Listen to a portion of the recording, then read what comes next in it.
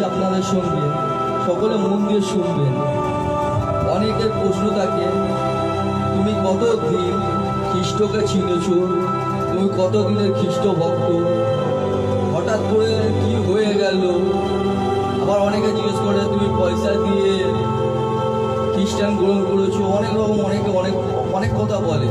এই নিয়ে আজকে আপনাদের সঙ্গে কিছু আমি বলতে চাইছি। দয়া করে মনটা দিয়ে শুনবেন ঈশ্বরের সুসমাচার কি বলছে।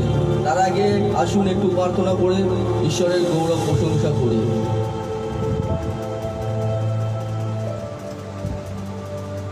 দয়াময় ঈশ্বর, পবিত্র আত্মা, পবিত্র পিতা, আজকে এমন হতে দাও পিতা যাতে সকলে জানতে পারুক তোমার সত্য ঘটনা। পিতা, তোমার সত্য সকলে জানতে পারুক এবং বুঝতে পারুক পিতা। তোমার প্রত্যেক সন্তানকে তুমি হাতের মধ্যে নাও পিতা, তোমার পালকের মধ্যে নাও পিতা, যাতে কোনো রকম দুষ্ট শয়তান বা দুষ্ট ব্যক্তি, কোনো রকম দুষ্ট কিছু যাতে আক্রমণ না করে পিতা। পিতা আব্বা দয়াময় ঈশ্বর, পবিত্র আত্মা, এখনো অনেকে অসুস্থ পিতা, এখন ভাই ভাইয়ের মধ্যে ঝগড়া অশান্তি হচ্ছে, স্বামী স্ত্রীর মধ্যে ঝগড়া অশান্তি হচ্ছে, অনেক রকম ভাবে শরীর খারাপ হচ্ছে, অনেক রকম ভাবে আক্রমণ করছে দিয়াবল। দয়াময় ঈশ্বর, পবিত্র আত্মা, দয়া করো পিতা, সকলের প্রতি দয়া করুণা করো পিতা। আব্বা পিতা, দয়াময় ঈশ্বর, সকলের প্রতি দয়া করুণা করো। আমার আব্বা দয়া করো পিতা, সকলকে বাঁচাও পিতা। সকলেই তোমার মুখ চেয়ে বসে আছে পিতা। দয়াময় ঈশ্বর, পবিত্র আত্মা, আমার আব্বা পিতা, দয়া করো। আমার স্বর্গীয় পিতা, আমার পবিত্র আত্মা, দয়া করে পিতা আমাদেরও পক্ষে পিতা, যাতে তোমার সুসমাচার স্পষ্টভাবে সকলের সামনে তুলে ধরতে পারি পিতা। আমার আব্বা পিতা, আমার প্রভু যিশু, দয়াময় ঈশ্বর, আমার এই ক্ষুদ্রতম বিনতীয় প্রার্থনা যিশু নামে শ্রবণ গ্রাহ্য পিতা, আমার নয় তোমার ইচ্ছাটাই পূর্ণ হোক। হালেলুয়া পিতা ঈশ্বর, প্রভু যিশু তোমার মহানামে ধন্যবাদ করি। আসুন সকলে মিলে ঈশ্বরের গৌরব গান করি।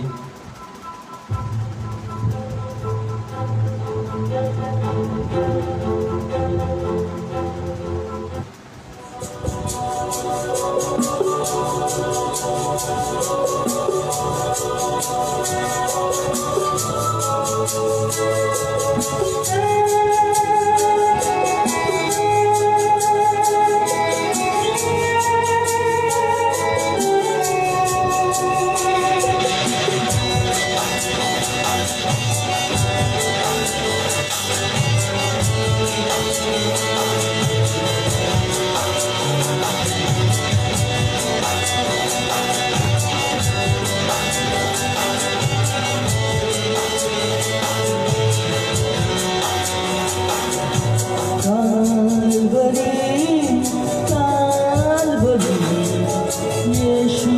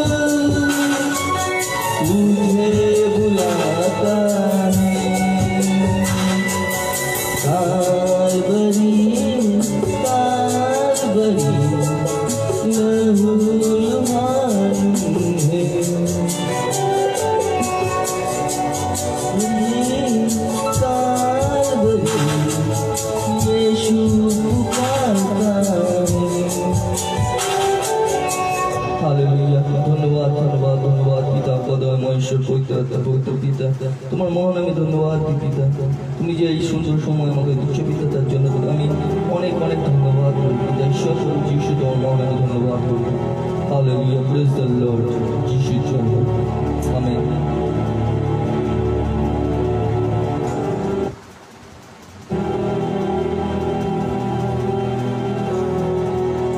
আসুন আজকে সুসমাচার কি বলে, পিতা কি বলছে আমরা শুনি, দেখি পিতা কি বলছে, পিতার ইচ্ছাটা কি আছে, আমরা কেন কোথা থেকে এসেছি, হঠাৎ করে কিভাবে আমরা এত খ্রিস্টান হয়ে গেলাম, খ্রিস্টতে বিশ্বাসী হয়ে গেলাম, কি করে কি হয়ে গেল, পিতা কি বলছে, ঈশ্বরের বাক্যতে কি বলছে আজকে আমরা জানি।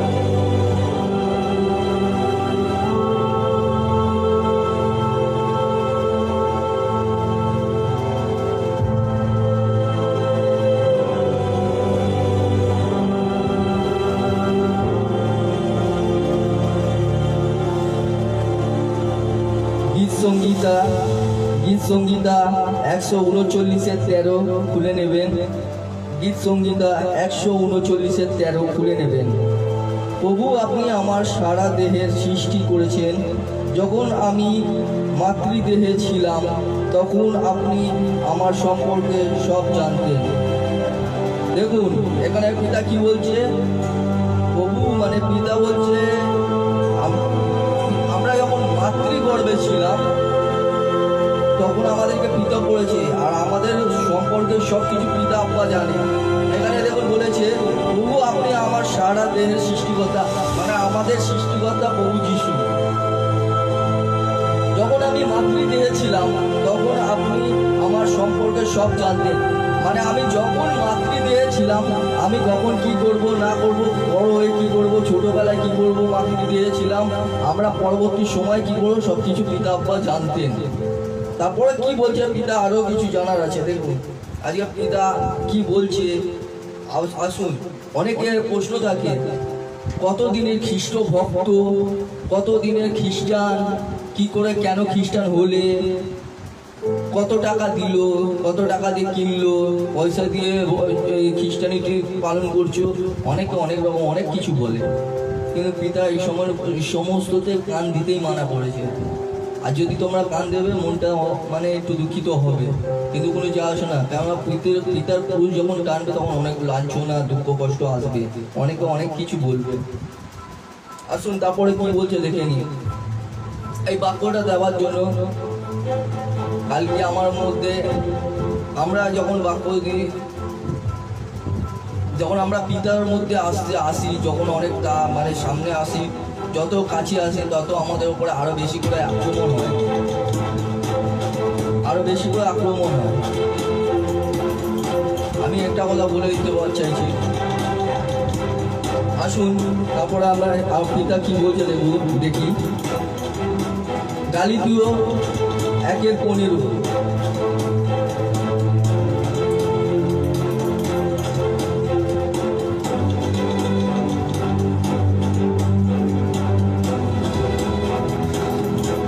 আমার জন্মাবার আগে থেকেই ঈশ্বর আমাকে বেছে নেন এবং নিজ অনুগ্রহে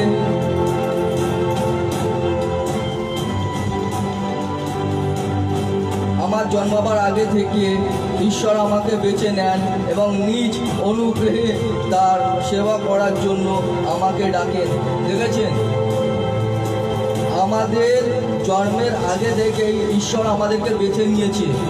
তাই বলি আমার প্রিয় ভাই বোন মারা, যখন তাকে বলবেন যে কতদিনের খ্রিস্ট বিশ্বাসী, কতদিনের খ্রিস্ট ভক্ত, যদি আপনাকে যদি কিছু বলে কিংবা বোঝাতে চায় কিংবা কিছু বলে, তাকে এই প্রশ্নটা যদি করেন তার প্রশ্নের উত্তর হচ্ছে এইটা। দেখে নিন কি বলছে, আমার জন্মাবার আগে থেকে, মানে ধরে নিন আমরা জন্মাবার আগে থেকেই ঈশ্বর আমাদেরকে বেছে নিয়েছেন এবং নিজ অনুগ্রহে তার সেবা করার জন্য আমাকে ডাকেন, মানে আমাদেরকে ডেকেছেন। এবার ঈশ্বরের জ্ঞান কাকে কাকে কিভাবে দেবে ঈশ্বর জানে। আমরা মানুষ, আমরা কিছু জানি, আমরা হলাম সাধারণ মূর্খ মানুষ, মাটির পুতুল। যখন যেরকম পারবে ঈশ্বর যদি চাইবে যখনও ভেঙে ঘুরিয়ে দিতে পারবে, আর ঈশ্বর চাইলে পরে আবার জড়িয়ে দিতে পারবে, কেননা তার কাছে অনন্ত জীবন আছে।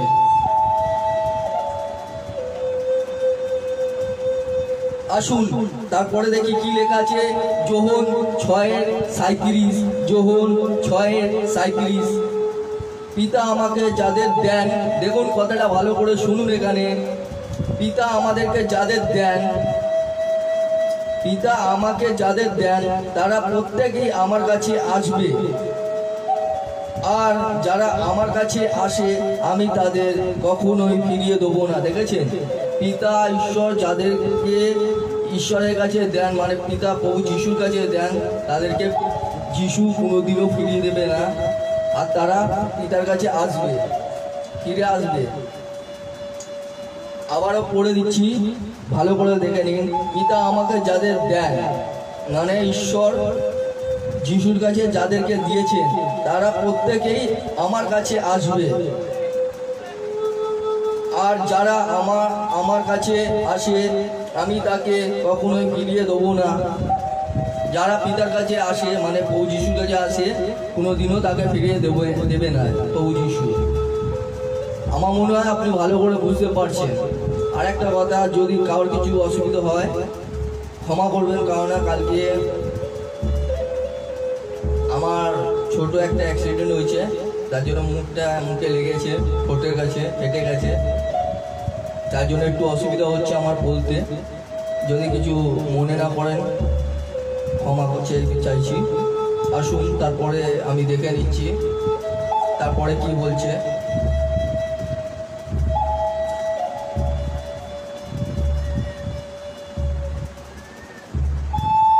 জিরোমিও 1:5, জিরোমিও 1:5। মাতৃর গর্ভে তোমাকে গঠন করার পূর্বে আমি তোমাকে জানতাম। দেখুন পিতা ঈশ্বর কি বলছে, মানে প্রভু যিশু কি বলছে দেখুন। মাতৃর গর্ভে তোমাকে গঠন করার পূর্বে, মানে মাতৃর গর্ভে আসার আগে পিতা আমাদেরকে জানতেন। তোমার জন্মের পূর্ব থেকে আমি তোমাকে পৃথক করেছি। আমার জন্মের আগে থেকে আমাকে আলাদা করে দিয়েছে। কেন আলাদা করেছে এইটাও আছে, সব বলবো, আসুন শুনুন। জাতিগণের কাছে আমি তোমাকে আমার ভাববাদী রূপে নিযুক্ত করেছি। শুনেছেন, বুঝতে পেরেছেন মনে হয়? আর একবার বুঝিয়ে দিচ্ছি। মাতৃর গর্ভে তোমাকে গঠন করার পূর্বে আমি তোমাকে জানতাম। তোমার জন্মের পূর্ব থেকে আমি তোমাকে পৃথক করেছি, মানে আমার জন্মের আগে আমাকে আলাদা করে দিচ্ছে। কারণটা হচ্ছে আমাকে পিতা বেছে নিয়েছে যাতে তার ভাববাদী রূপে নিযুক্ত করেছি, মানে করতে পারে, এবং জাতিগণের মধ্যে আমরা যাতে প্রচার করতে পারি। জিরোমিও 1:5 ভালো করে দেখে নেবে।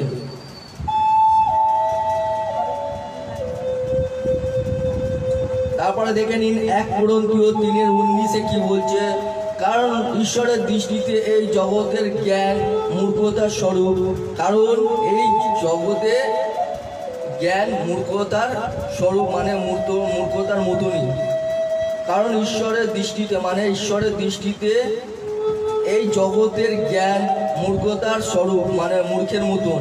শাস্ত্রে লেখা আছে, তিনি ঈশ্বর জ্ঞানীদের তাদের চালাকিকে ধরে ফেলেন। শাস্ত্রে লেখা আছে জ্ঞানীদের তার চালাকিতেই ধরেন পিতা। বুঝতে পারছেন? অনেক জ্ঞানীরা আছে, তারা বড় বড় জ্ঞান দেয়, তারা বোঝে না, তারা মনে করে আমি অনেক বড় বিজ্ঞ পণ্ডিত। তাদেরকে যদি বলতে যাই তারা এই সমস্ত প্রশ্ন করে বসে। আবার কিছু কিছু বলে বসে কতদিনের খ্রিস্ট ভক্ত, কতদিনের খ্রিস্টান তুমি, কতদিনের কি, তো কতদিনের। আমি বলতে চাইছি 50 বছরের যারা খ্রিস্টান, যারা ছোটবেলা দিয়ে খ্রিস্টান, যারা মানে বাপ ঠাকুর দাদারা খ্রিস্টান, তারা কি ফল পেয়েছে, তারা কি করছে, তারা কি পিতাকে নিয়ে চলছে?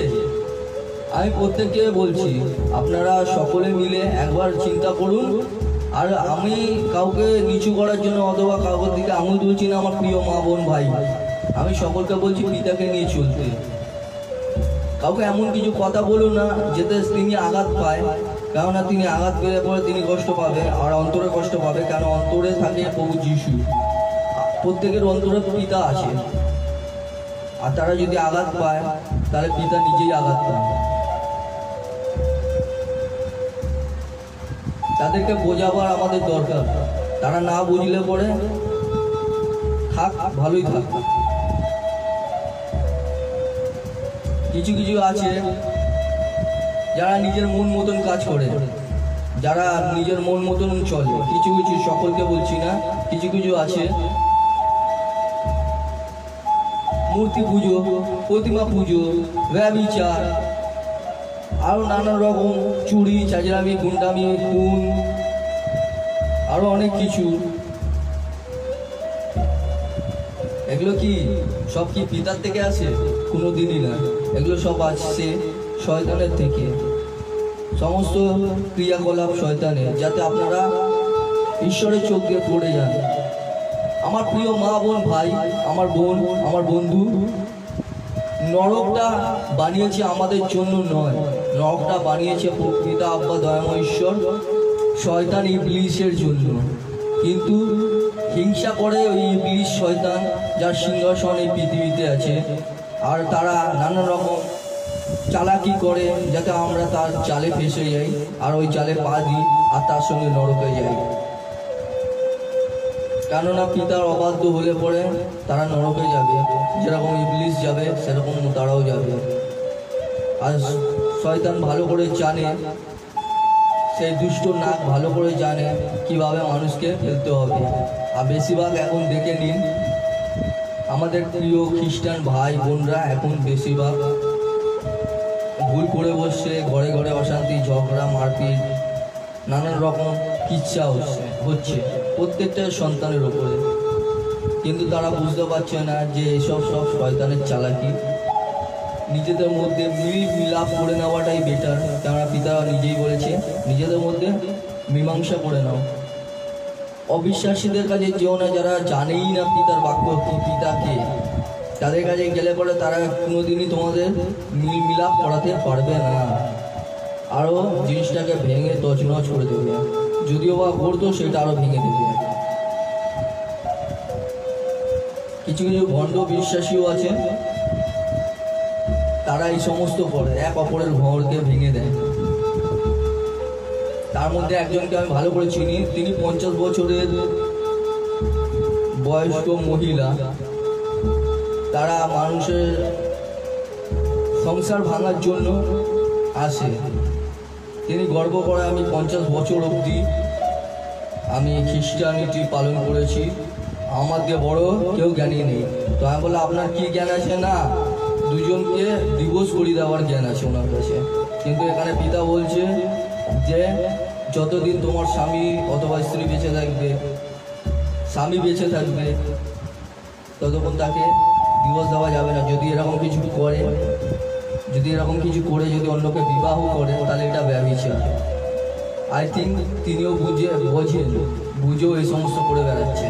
নিন্দা সবথেকে বড় পাপ, তাও করে। অনেকে আছে তার ঘরে করেও পোষায় না, তারা বাড়ি বাড়ি গিয়ে করে। এটা বাক্যতেই আছে, আমি কিছুই বলি না। এই সমস্ত আসে কার থেকে? সব শয়তানের থেকে। সব টপ টপ টপ টপ করে করবে, প্রত্যেকে জবাব দিতে হবে। সময় আসছে, আসুন তারপর পিতা কি বলছে দেখে নিন।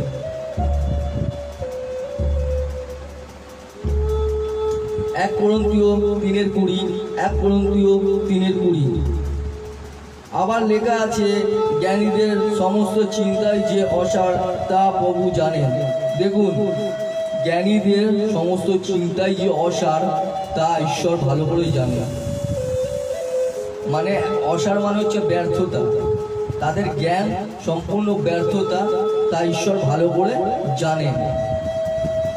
আর তারাও, আমার মনে হয় তারাও ভালো করে জানে, তাও এই সমস্ত ভণ্ডামি করে বেড়ায়। তারা সত্যের ঈশ্বরের প্রচার করছে না, তারা বুঝতে চাইছে না পিতা কি বলছে। তারা বিশ্বাসীদেরকে নানান রকম উল্টো পাল্টা বলে, উল্টো সিধা বলে তাদেরকে নিচে ফেলে দেওয়ার চেষ্টা করছে।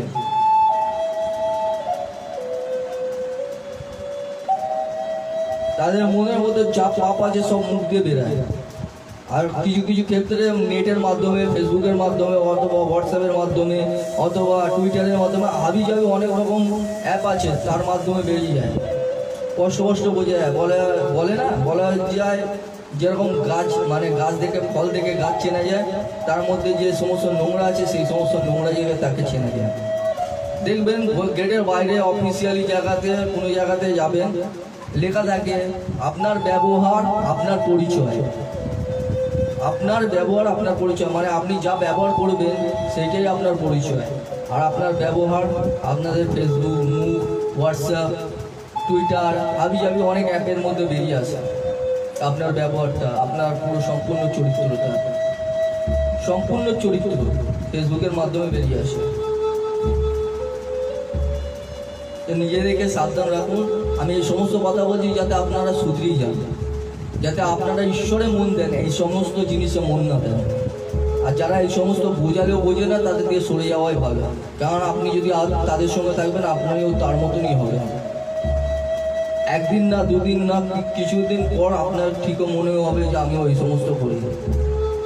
আসুন তারপরে দেখি কি বলছে পিতা। হিতোপদেশ 1:17। যেখানে প্রত্যেকটি পাখি দেখতে পায় সেখানে জাল পাতা কোনো অর্থই নেই। দেখেছেন? যেখানে প্রত্যেকটি পাখি দেখতে পায় সেখানে জাল পাতা কোনো অর্থ নেই। দেখে নিন, এখানে যেখানে প্রত্যেকটা বিশ্বাসী মা বোন যারা প্রভুতে বিশ্বাসী, যারা সত্যি প্রভুকে চেনে জানে, তারা এই সমস্ত করে না। আর যারা এই সমস্ত করে, যারা জাল ফেলে মানুষকে ফেলে দেওয়ার জন্য, শয়তান অথবা শয়তান তো মানুষকে শয়তান ফেলাবার চেষ্টা করে মানুষের মাধ্যম দিয়ে, আর সেই সমস্ত মানুষ আসে। অনেক সময় দেখবেন এখানে আমাদের পিতা বলেছে যে শয়তানও ঈশ্বরের মতন রূপ নিতে পারে, শয়তানও ছদ্মবেশ গ্রহণ করতে পারে, ঈশ্বরের সত্য জ্ঞানও দিতে পারে, আবার মানুষকে ফেলেও দিতে পারে। তো আমি আপনাদেরকে বলছি এই সমস্ত ছদ্মবেশী শয়তানদের থেকে বেঁচে থাকবেন, কারণ ওরা যিশুর মালা গলায় ঝুলিয়ে, পর্দা ওড়না গলায় ঝুলিয়ে, জামা কাপড় গলায় ঝুলিয়ে এরকম করে আপনাদের সামনে সত্য প্রচার করবে, আবার সত্যটাকেও আবার বিভ্রান্ত উল্টো পাল্টাভাবে বুঝিয়ে দেবে, আবার বুঝিয়ে দিয়ে নিজের মন মতন ইচ্ছা মতন কাজ করবে, নিজের ইচ্ছা কি বলছে সেগুলোর চেষ্টা করবে যে তাদের মধ্যে দিয়ে করাবে। এদের থেকে বেঁচে থাকবে, কেননা তাদের চোখের সামনে সমস্ত পর্দা খোলা আছে। পিতা সমস্ত বাক্য তাদেরকে দিচ্ছে, বাক্য পড়ুন, জ্ঞান লাভ করুন, বাক্য কি বলছে দেখুন। এই জগতে কেউ সৎ নয়, আমি আবারও বলে দিচ্ছি, এই জগতে কেউ সৎ নয়, একমাত্র সৎ হচ্ছেন ঈশ্বর প্রভু যিশু। তাকে যদি মেনে চলতে পারবেন আপনি অনেক দূর পর্যন্ত যাবেন, তার কথা শুনুন, অনেক দূরে যাবেন, অনেক আশীষ পাবেন, অনুগ্রহ পাবেন, আপনার কাছে অনেক আশীর্বাদ আসবে। আর শেষ সময়ে আপনার সঙ্গে পিতার সঙ্গে আমরা সকলে আনন্দ করব, যারা যারা সত্যি পিতাতে আছে, যারা যারা সত্যি পিতাতে আছে। তার জন্য এখানে বলছে, দেখুন আবারও বলে দিচ্ছি, হিতোপদেশ 1:17, যেখানে প্রত্যেকটি পাখি দেখতে পায় সেখানে জাল পাতা কোনো অর্থই হয় না। দেখেছেন, যেখানে প্রত্যেকটি পাখি আমরা যে সবকিছু দেখতে পাই, বুঝি, জানি, সেখানে কোনো ভণ্ড ব্যক্তিদের বা ভণ্ড মানুষদের জাল ফেলে দেওয়ার কোনো অর্থই হয় না। তারা অনেক রকমভাবে চেষ্টা করে আমাদেরকে, অনেক রকমভাবে ফেলার চেষ্টা করবে। রে তুই খ্রিস্টান হয়ে গেলি, তুই হিন্দু থেকে তুই খ্রিস্টান হয়ে গেলি, তুই কী করে হলি, তুই কত দিনের বিশ্বাসী, তুই কত দিনের জ্ঞানী, কবে তুই ঈশ্বর ভক্ত হলি, অনেক রকম এই সমস্ত জাল ফেলে। তাদের মধ্যে শয়তানের মাধ্যমে তাদের কাছে আসে, আর তারা এই সমস্ত বলে। আর ভুল করেও আপনারা এই ভুলের মধ্যে পা দেবেন না, আপনারা ঈশ্বরের কাছে পা দিন, ঈশ্বরের সঙ্গে চলুন, ঈশ্বর কি বলছে সেটা জানার চেষ্টা করেন, এইসবের দিকে না যাওয়াই ভালো। আসুন তারপরে গালাতীয় 1:8 আর 9 কি, সরি 1:8 আর 9 কি বলছে দেখে নি। 1:8 আর 9, গালাতীয় 1:8 আর 9, আমরা তোমাদের কাছে যে সত্য দেখে নিন। এখানের মধ্যে কি বলছে, কিছু ভণ্ড বিশ্বাসী আছে, কিছু ভণ্ড পাস্টার আছে, যারা খ্রিস্টানিটির বেশ ধারণ করে নোংরাম করে বেড়াচ্ছে। এই সমস্ত মানুষের থেকে বাঁচবেন। এখানের মধ্যে পিতা কি বলেছে দেখে নিন। আমরা তোমাদের কাছে যে সত্য সুসমাচার, দেখে নিন এখানে কি বলছে, যে সত্য সুসমাচার প্রচার করছি তা থেকে ভিন্ন কোনো সুসমাচার যদি আমাদের কেউ বা কোনো স্বর্গদূত এসেও প্রচার করে, দেখে নিন এখানে কি বলছে, ভিন্ন কোনো, তার মধ্যে থেকে কোনো ভিন্ন কোনো অন্যরকমভাবে অন্য কোনো সুসমাচার যুক্ত করে বা মিলিয়ে বা কোনো রকম উল্টো সিধা বোঝালে তাদের কি হবে দেখে নিন। প্রচার করে তবে সে অভিশাপ হবে, তাদের ওপরে অভিশাপ আসবে। এটা পিতা ডাইরেক্ট অভিশাপ দেবে। এর আগেও আমরা এ কথা বলেছি, সে একই কথা আবার বলছি, তোমরা যে সুসমাচার গ্রহণ করেছিলে তা ছাড়া অন্য কোনো সুসমাচার যদি কেউ তোমাদের কাছে প্রচার করে তবে এমন ব্যক্তি অভিশপ্ত হোক। শুনেছেন কি বলেছে? গালাতীয় 1:8 আর 9 ভালো করে দেখে নিন, আবারও আমি পড়ছি, শুনুন। আমরা তোমাদের কাছে যে সত্য সুসমাচার প্রচার করছি তা থেকে ভিন্ন কোনো সুসমাচার যদি আমাদের কেউ বা কোনো স্বর্গদূত, দেখুন কোনো স্বর্গদূতকেও ছাড়ছেন না পিতা, স্বর্গদূত এসেও প্রচার করে ভিন্ন কোনো অন্যরকম ভাবে যদি অন্য কিছু বোঝাবার চেষ্টা করে তবে সে অভিশপ্ত হোক।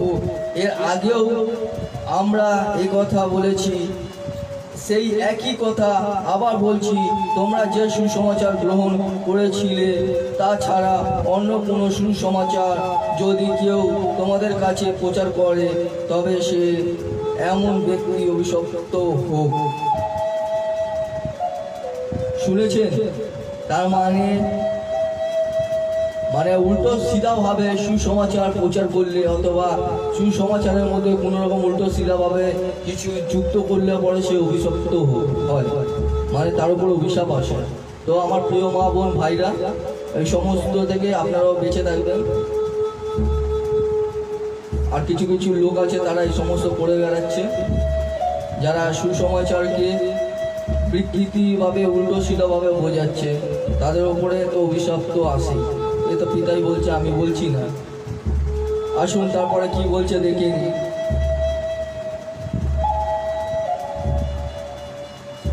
এক যোহন দুইয়ের এক, এক যোহন দুইয়ের এক, এক যোহন দুইয়ের এক। আমার প্রিয় সন্তানরা, আমি তোমাকে একথা লিখেছি যাতে তোমরা পাপ না করো।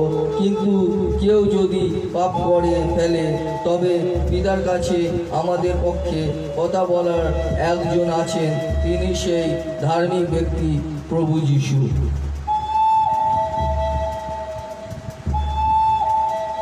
আমার মনে হয় আপনারা বুঝেছেন। আবারও বলে দিচ্ছি, আমার প্রিয় সন্তানরা, আমি তোমাদের একথা লিখছি যাতে তোমরা পাপ না করো। কিন্তু কেউ যদি পাপ করে ফেলে তবে পিতার কাছে আমাদের পক্ষে কথা বলার একজন আছেন, তিনি সেই ধার্মিক ব্যক্তি খ্রিস্ট যীশু।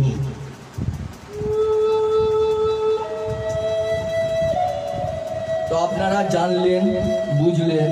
এরপরেও যদি কোনো পাপ করবেন জেনে বুঝে, ঈশ্বরকে গ্রহণ না করে, ঈশ্বরের বাক্য অবাধ্য হওয়া, ঈশ্বরের কথা অবাধ্য হলে পরে আপনাদের কি হতে পারে আপনারা নিজেরাই জানেন না।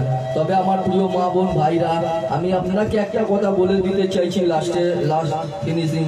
পিতা কাউকে কোনো সন্তানকে চায় না যে তাদের শাস্তি দিক কড়াভাবে, তাদেরকে নরকে ফেলুক। কেননা কোনো বাপ চায় না তার সন্তান নরকে যাক অথবা আগুনে পুড়ে মরুক সারা জীবন, অনন্তকাল। ওই জন্য প্রত্যেকের জন্য তিনি জীবন দিয়েছেন। তিনি আমাদের প্রত্যেকের জন্য জীবন দিয়েছেন যাতে আমরা পরিত্রাণ লাভ করি, আমরা জীবন পাই, আমরা যাতে পিতার সঙ্গে থাকতে পারি, আমরা যাতে সমস্ত পাপ থেকে মুক্তি পাই। তারপরেও যদি আমরা এত কিছু জেনেও আমরা যদি পাপ করেই চলি, তাহলে আমার আর কিছু বলার নেই। বাক্য আপনারা শুনলেন। আমরা আসুন, আপনারা এখনো সময় আছে আমার প্রিয় মা বোনরা, ভাইরা, বন্ধু বান্ধব প্রত্যেকেই বলছি, আপনারা সকলে মন ফেরান, পিতার কাছে আসুন। পিতার কাছে গিয়ে চরণ ধরে ক্ষমা চান, চলো তার পা ধরে ক্ষমা চান, তার কাছে বসুন, প্রার্থনা করুন। তিনি কি বলছে জানুন। তার কাছে ক্ষমা চাইলে অবশ্যই তিনি ক্ষমা করেন, কারণ তিনি মহান ঈশ্বর, তিনি ভালোবাসার ঈশ্বর, তিনি আমাদের ভালোবাসেন, তিনি আমাদেরকে কখনো ছেড়ে দেননি।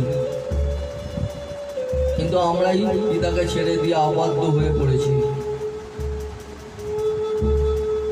আমি চাই না আমার কোনো ভাই বোন মা কেউ বিপদে পড়ুক। সকলে মিলে আমরা এক হয়ে পিতার উদ্দেশ্যে প্রার্থনা করি, পিতাকে ডাকি, আনন্দ করি। যত দুঃখ বেদনা যা কিছু আসুক না কেন সব কিছু ত্যাগ করে দিয়ে খালি একমাত্র পিতাকে মেনে চললেই হবে আমাদের কাছে। আসুন আমরা সকলে মিলে একটু প্রার্থনা করি, তারপর ঈশ্বরের গৌরব করব। যদি কারোর প্রার্থনার দরকার থাকে অবশ্যই আমার হোয়াটসঅ্যাপ নাম্বার এবং ফোন নাম্বার এটাই আছে, 7278512620, 7278512620। প্রার্থনার জন্য রিকোয়েস্ট এটি পাঠালে পরেই হবে, SMS, হোয়াটসঅ্যাপ বা ফোন করলেই হবে। আর আপনারা ভাববেন না যে প্রার্থনা হয়নি বা করিনি, আপনারা যে বলবেন মানে আমাদের কাছে যদি আসে আমরা অবশ্যই প্রার্থনা করব। আসুন এবার সকলের জন্য প্রার্থনা করুন। সকলে হাত তুলুন, চোখ বন্ধ করুন, হাত তুলুন, চোখ বন্ধ করুন। আব্বা পিতা দয়াময় ঈশ্বর পবিত্র আত্মা পবিত্র পিতা আমার ইস্যু আমার স্বর্গীয় পিতা আমার ইহোবার রাজা আমার সিংহনা সেনা সেনা আব্বা দয়াময় ঈশ্বর পবিত্র পিতা সকলকে আশীর্বাদ করে পিতা তারা যাতে মন ফেরাতে পারে পিতা তারা যাতে তোমার কাছে আসতে পারে পিতা তোমার হাত ধরতে পারে পিতা তোমাকে গ্রহণ করতে পারে পিতা এবং যে সকল মা বোনরা ভুল পথে চলছে তারা যাতে আবার ফিরে আসো আমি যিশু নামে চাই আব্বা পিতা যারা অসুস্থ আছে তারা যাতে সুস্থ হয়ে উঠুক তোমার যিশু নামে তারা চাঙ্গা হয়ে উঠুক হ্যাঁ পিতা তারা চাঙ্গা হয়ে উঠুক এবং তারা স্বাক্ষর দিক তোমার গৌরব গান করুক তারা বলতে পারুক যে আবি ভি ইয়েশু জিন্দা হে এখনো পিতা আব্বা জীবিত আছেন আমাদের মধ্যে তারা বলে উঠুক পিতা আব্বা তুমি তো প্রত্যেক মানুষের মধ্যে আছো পিতা পিতা আব্বা দয়াময় ঈশ্বর দয়া করে পিতা সকলের প্রতি এখন সকলেই বিপদ তাদের উপরে আসছে পিতা সকল মা বোনকে তুমি রক্ষা করো পিতা আব্বা দয়াময় ঈশ্বর যিশু আব্বা পিতা আমার পিতা আব্বা দয়াময় ঈশ্বর যে সকল বিশ্বাসী মা বোন ভাইরা নোংরা পথের দিকে চলে যাচ্ছে পিতা তাদেরকে টেনে ধরো পিতা টেনে তোলো পিতা যাতে তারা আবার আসতে পারে তোমার কাছে তোমাকে চিনতে জানতে পারে পিতা তারা যাতে মনটাকে পরিবর্তন করতে পারে পিতা পিতা আব্বা ঈশ্বর এখন এই বিপদের সময় তুমি আমাদের রক্ষা করো কেননা তুমি আমাদের মা বাবা ভাই বন্ধু সব কিছু পিতা পিতা আব্বা দয়া করে পিতা আমার প্রত্যেকটা মা বোন ভাইদের প্রতি প্রত্যেকটা ভাই দাদা বোন মা বোনদের প্রতি দয়া করে পিতা অনেক বয়স্ক মানুষ অনেক কম বয়সী ভাই বোন সকলেই এখন বিপদের দিকে আছে পিতা আমরা সবাই বিপদের দিকে পিতা দয়াময় ঈশ্বর পবিত্র আত্মা আমাদের রক্ষা করো পিতা আমাদের হাত ধরো পিতা যেটা আমরা বিপদের দিকে না পা বাড়াই আমরা যাতে তোমার সাথে সাথে চলি যে সকল মানুষ ভাই বোন যে সকল বাবা মা অসুস্থ আছে আমি এই মুহূর্তে না শুনতে যিশু নামে আদেশ করি পিতা তারা যাতে সুস্থতা লাভ পায় তাদের মধ্যে থেকে যত জ্বর বেদনা ব্যথা যা কিছু আছে না শুনতে যিশু নামে দূর হয়ে যাবে না শুনতে যিশু নামে দূরে যাবে না শুনতে যিশু নামে দূরে যাবে hallelujah hallelujah praise the lord ঘরের মধ্যে যত রকম দুষ্ট শয়তান যত রকম নোংরা আত্মাগুলো আছে আমি এই মুহূর্তে সমস্ত নাজুক যিশুর নামে আদেশ করি সেই সমস্ত নোংরা আত্মা যত দুষ্ট শয়তান আছে দূর হয়ে যাক নাজুক যিশু নামে দূর হয়ে যাক ওই সীমানার মধ্যখান থেকে দূর হয়ে যাক সেই সমস্ত এরিয়া থেকে আমি নাজুক যিশু নামে আদেশ করি আমি নাজুক যিশু নামে আদেশ করি আব্বা পিতা প্রভু যিশু দয়াময় ঈশ্বর পবিত্র আত্মা পবিত্র পিতা